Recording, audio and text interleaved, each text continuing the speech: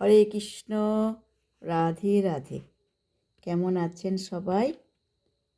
আশা করছি ঈশ্বরের অসীম কৃপায় আপনারা সবাই খুব ভালো আছেন, সুখে আছেন, শান্তিতে আছেন এবং খুব হাসি খুশি আছেন। আমিও আমার লখাই বলাইয়ের কৃপায় খুব ভালো আছি। তো চলুন ভাগবত কথা করি।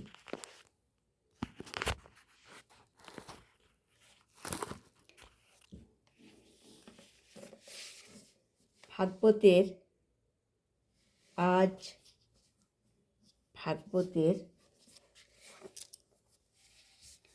তৃতীয় অধ্যায়ে 10 নম্বর শ্লোক থেকে শুরু করছি।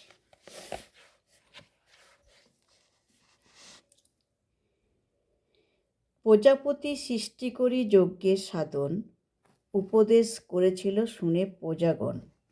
যজ্ঞের সাধন করি সুখী হও সবে, যজ্ঞ দ্বারা ভোগ পাবে ইন্দ্রিয় বৈভবে। সৃষ্টির প্রারম্ভে সৃষ্টিকর্তা যজ্ঞাদি সহ প্রজা সকল সৃষ্টি করে বলেছিলেন, এই যজ্ঞের দ্বারা তোমরা উত্তরোত্তর সমৃদ্ধ হও, কারণ এই যজ্ঞ তোমাদের সমস্ত অভীষ্ট পূর্ণ করবে। প্রজাপতি ভগবান শ্রীবিষ্ণু এই জড়জগৎ সৃষ্টি করার মাধ্যমে মায়াবদ্ধ জীবেদের ভগবদ্ধামে ফিরে যাবার সুযোগ করে দিয়েছিলেন। পরমেশ্বর ভগবান শ্রীবিষ্ণু বা শ্রীকৃষ্ণের সঙ্গে তাদের নিত্য সম্পর্কের কথা ভুলে যাবার ফলেই সমস্ত জীব ও জড় প্রকৃতিতে আবদ্ধ হয়ে পড়েছে। বেদের বাণী আমাদের এই শাশ্বত সম্পর্কের কথা মনে করিয়ে দেয়, যে সম্পর্কে ভাগবত গীতায় বলা হয়েছে, বৈদ্যস্য সর্বম বয়ম বেদ্য। ভগবান বলেছেন যে বেদের উদ্দেশ্য হচ্ছে তাকে জানা। বৈদিক মন্ত্রে বলা হয়েছে প্রত্যেক বিশ্বসারেত্ব স্বয়ং। তাই ভগবান শ্রীবিষ্ণুই সমস্ত জীবের ঈশ্বর। শ্রীমদ্ ভাগবত গীতাতেও শ্রীল সুখদেব গোস্বামী নানাভাবে ভগবানকে সবকিছুর প্রতিরূপে বর্ণনা করেছেন। ভগবান বিষ্ণু হচ্ছে প্রজাপতি, তিনি সমস্ত জীবের পতি, তিনি সমস্ত বিশ্ব চরাচরের পতি, তিনি সমস্ত সৌন্দর্যের পতি এবং তিনি সকলের ত্রাণকর্তা।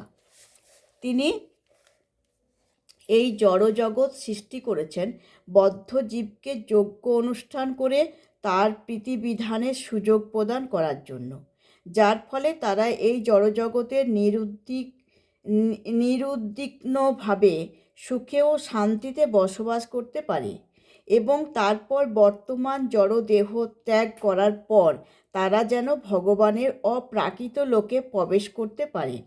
অপার করুণাময় ভগবান মায়াবদ্ধ জীবের জন্য এই সমস্ত আয়োজন করে রেখেছেন। যজ্ঞ অনুষ্ঠান করার ফলে বদ্ধ জীব ক্রমান্বয়ে কৃষ্ণ চেতনা লাভ করে এবং সর্বত্রভাবে দিব্য গুণাবলী অর্জন করে। এই কলিযুগে সংকীর্তন যজ্ঞ অর্থাৎ সঙ্গবদ্ধভাবে উচ্চস্বরে ভগবানের নাম সংকীর্তন করার উদ্দেশ্য বৈদিক শাস্ত্রে দেওয়া হয়েছে। শ্রীচৈতন্য মহাপ্রভু এই যুগের সমস্ত মানুষের উদ্ধারের জন্য এই সংকীর্তন যজ্ঞের প্রবর্তন করে গেছেন। সংকীর্তন যজ্ঞ এবং কৃষ্ণ ভাবনা কলিযুগে ভগবান শ্রীকৃষ্ণ যে তার ভক্তিরূপে শ্রীচৈতন্য মহাপ্রভু অবতীর্ণ হয়ে সংকীর্তন যজ্ঞের প্রবর্তন করবেন, সে কথা শ্রীমদ্ ভাগবত গীতাতে উল্লেখ করে বলা হয়েছে।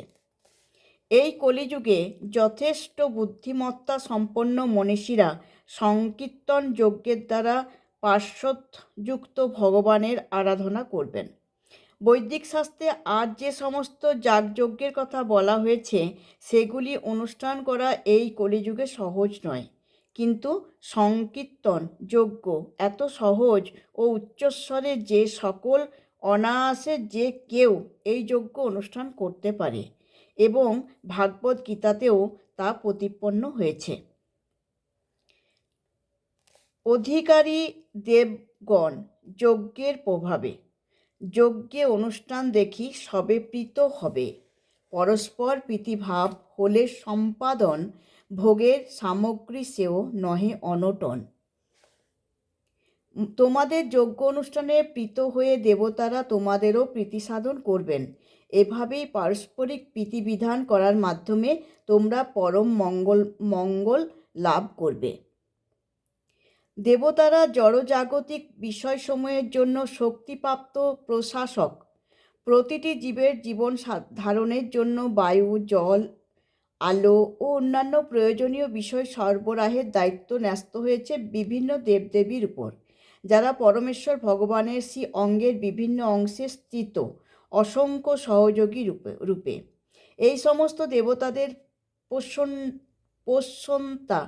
প্রসন্নতা ও অপ্রসন্নতা নির্ভর করে মানুষের যজ্ঞ অনুষ্ঠান করার উপর। ভিন্ন ভিন্ন যজ্ঞ ভিন্ন ভিন্ন দেবদেবীর তুষ্টি সাধনের জন্য অনুষ্ঠিত হয়, কিন্তু তা হলেও সমস্ত যজ্ঞের উপর ভক্তারূপে শ্রী বিষ্ণু আরাধনা করা হয়ে থাকে। ভাগবত গীতাতেও তা বলা হয়েছে।